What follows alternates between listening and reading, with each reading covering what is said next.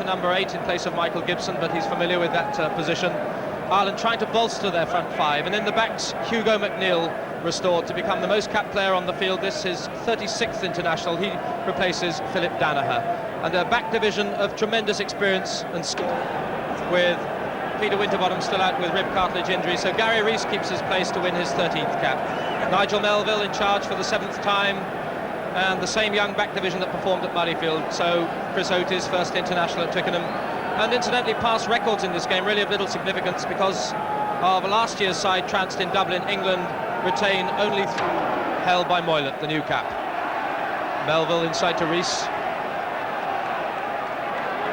Melville to Andrew, mismove in the centre, straight through to Carling, Webb in the line, Oates outside. Oates against Ringland. Oates manages to keep it in play. It's not a really interesting situation here. I think Rob Andrews the key man to look for. Will the pack be the decoy? Yes. Andrews drop goal attempt. Close, but the wrong side. Skinner, Dooley, inside the 22. On goes Rendell. Chance on here. Melville did well to get that away. Here's Carling, could be an extra man. Halliday bursts the tackle. Underwood comes inside. The ball too low. Skinner sets it up though. Richards. On goes Probyn. Melville again. Held by Crossan. From Alwyn. Melville did well to find more. And the pack drive on again. Ireland one man short, remember. England tried to exploit it. Rees the link man. Andrew. Carling to Oates. Oates, there's a chance here. We had men outside, perhaps didn't see them. It was Carling again on the inside. And as England pile over, and the referee, Clive Norling, has seen a bit of foul play. Kiernan, drop goal, has to be.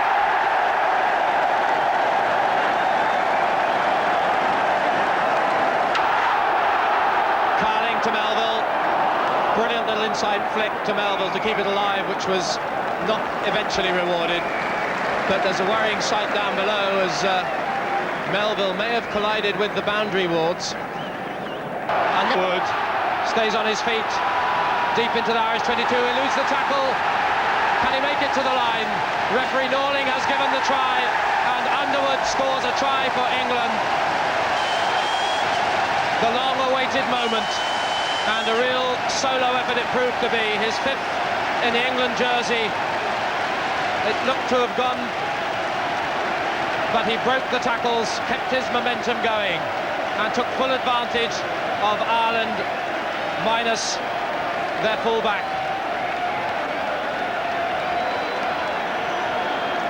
Just a minute into this second half, and this was the moment England have so long awaited.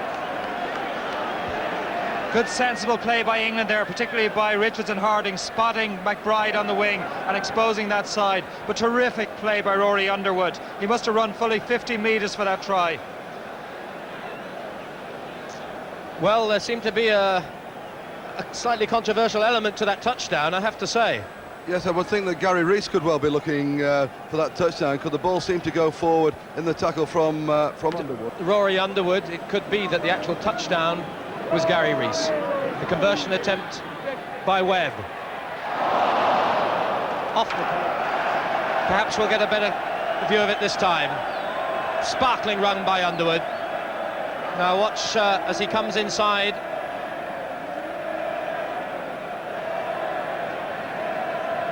Still driving. Crossan can't hold him. The ball seems to go loose, and I think we'll claim Rees as the try scorer on the into Ireland's 22 again.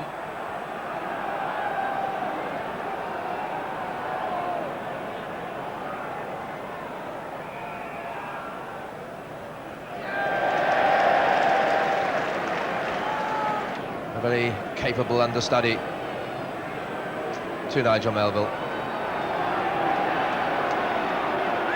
England holding still, and again taking advantage of Ireland one man short up front to further impose themselves, as Ireland points for England in that time. And a chance now to give England a 4-point lead. John Webb. Good kick.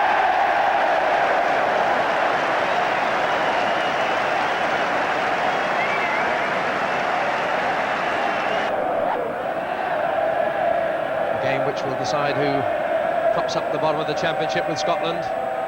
Dooley down, Skinner. England form the wedge to drive. Cries of heave rebound around the stadium. On goes Rendell with Richards. Harding, Dooley standing off for the charge. Harding again, Carling. Still held up, on drives Skinner. Still within striking distance, Harding. Halliday, OT, yes! Chris Oatey celebrates his first Twickenham international with England's second try of the game. The 22-year-old has fulfilled his promise.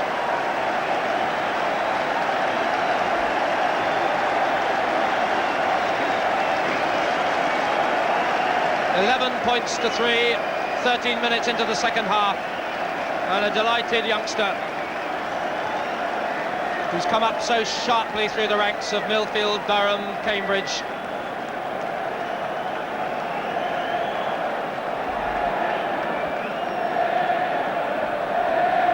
Well, that try by Chris Oatey has really put England out of sight now, and it was the tremendous work by the forwards that gave him that opportunity, and a chance now for Jonathan Webb to stretch England's lead with this conversion.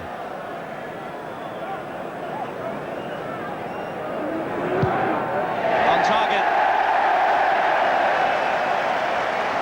The Lee Good supporters have been waiting for a try. Well, now it's 2. Will Carling setting up. Skinner with good support here, and the pack really have done well. They've made it available 3 times in a row. Halliday. Still a bit to do for Oatey, but he eludes Ringland, and the cover tackle to make the kick easier, runs it round. 10 points behind. Can it become 7? It's firm enough, it's a difficult wind, and it's blown it off track again. Ringland as Oatey bears down on him. Harding, superb kick. McNeil supporting, but again, brilliantly placed on the narrow side by Harding. England getting more authoritative up front by the minute. On the switch is Halliday from Andrew. Bursts the first tackle and the second. Finally by Ringland. Oatey goes for the double and gets it. Back at Twickenham, and he gets a brace of tries again. And England's third of the day that surely puts them clear and home.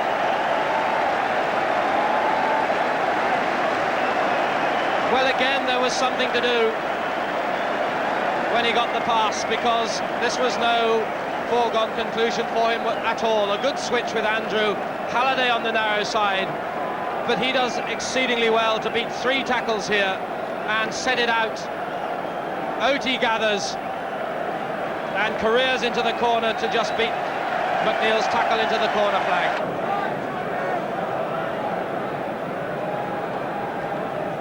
17 points to 3. And 12 of those points in tries. What a turnaround by England. Webb. Fine. Tremendous acceleration. This time the tackling firm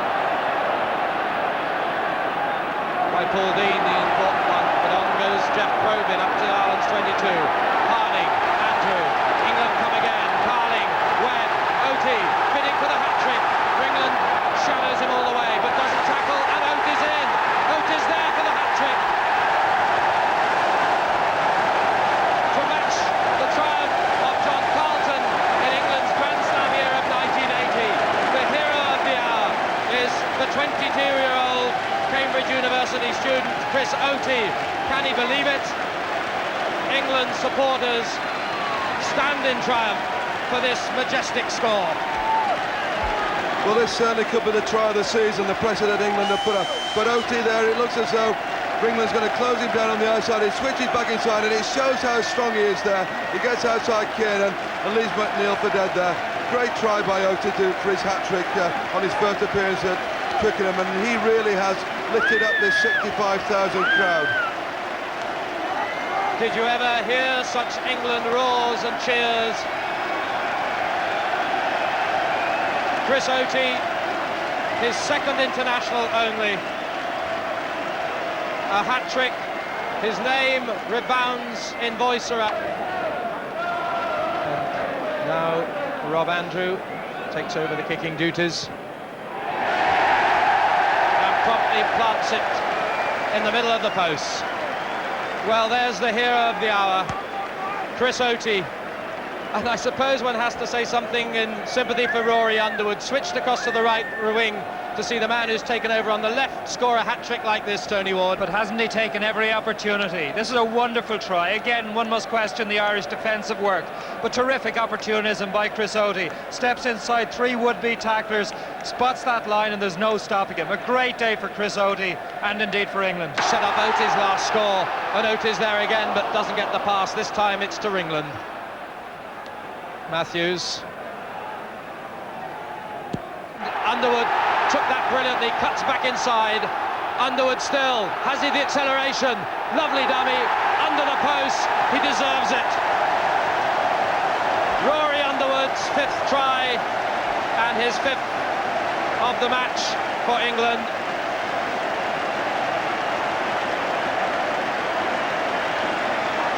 So, a celebration and a classic again of individual brilliance too, and great work in the backs. Yes, it's a pass by Will Carling. Look at the position that Webb takes up. He times his run to perfection.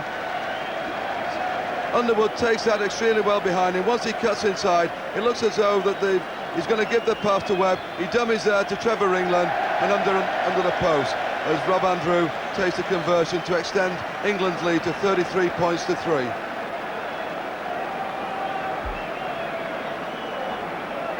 Well, majestic Underwood. Again with the power, the early acceleration again, what a dummy. Yeah, yes, a celebration. And with the conversion over by Andrew, it's 29 points to 3, and that, if it stands, will be a record victory for England.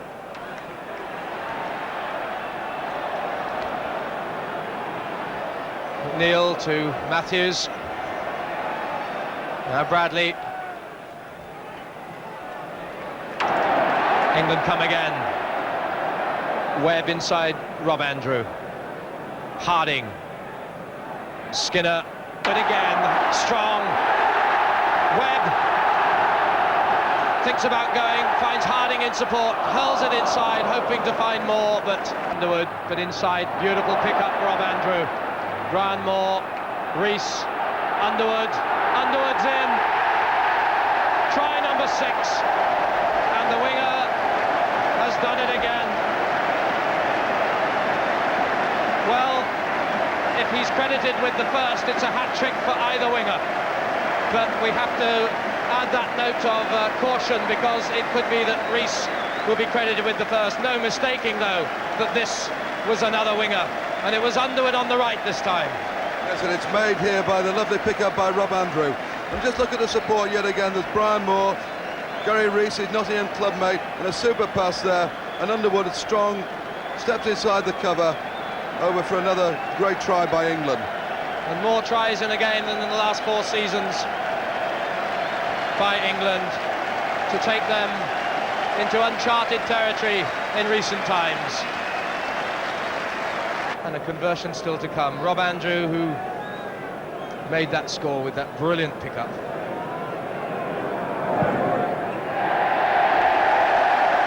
And over again, with a couple of minutes of injury time gone at the end of the match. What celebrations in store. The final whistle goes. England win by a record margin. And this was the final play. Andrew, magnificent, and a good bit of mobility there from Brian Moore and Gary Rees to round it off with Underwood's triumph as England celebrate at long last a triumph in style.